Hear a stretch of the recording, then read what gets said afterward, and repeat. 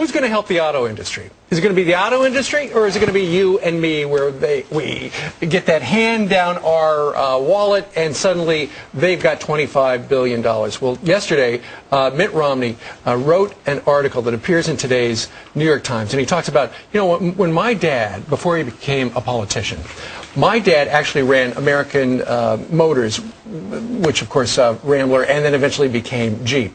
And when his father took over, they were so close to bankruptcy, his father went out to the plants, talked to the people, said, this is what we're going to have to do, and turned that company around. He says, that's what's got to happen right now with Detroit. He says when he went to business school, they were still talking about his father as a model. Exactly right, how they did it. They don't need a check, they need a turnaround. Here's what he writes in today's New York Times. If General Motors, Ford, and Chrysler get the bailout that their chief executives asked for yesterday, you can kiss the American automotive industry goodbye.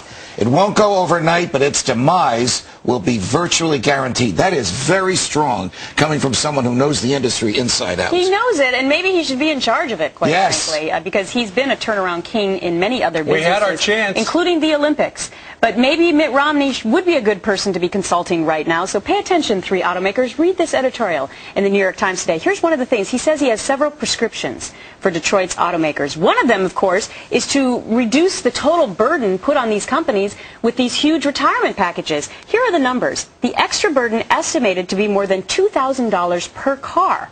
So he gives the example of the Ford Taurus. They need to cut $2,000 worth of features and quality out of their Taurus to compete with Toyota's Avalon, a similar car. Now, the $2,000 per car, that's a lot. Trust me, I know, because I come from a family of car dealers. They're not making money selling new cars anymore. Well, if they lose money on every car they manufacture, if you lose money doing the very thing for which you exist, you have to go out of business at some point. It's a poor business model. If you're losing $1,000 on every copy, eventually you're going to need to do what Bob Nardelli, the CEO of Chrysler, did, go up to Capitol Hill yesterday with hat in hand and ask for the dough. Here's Senator Shelby, and there's a little give and take as we look at the top of the judge's head right there.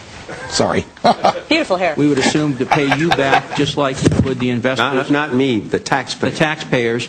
How would you pay the money back? Because we will generate profit, and we will have to return that. And just as we'll pay our debt down from our investors, we would pay it back to... What if you don't, though?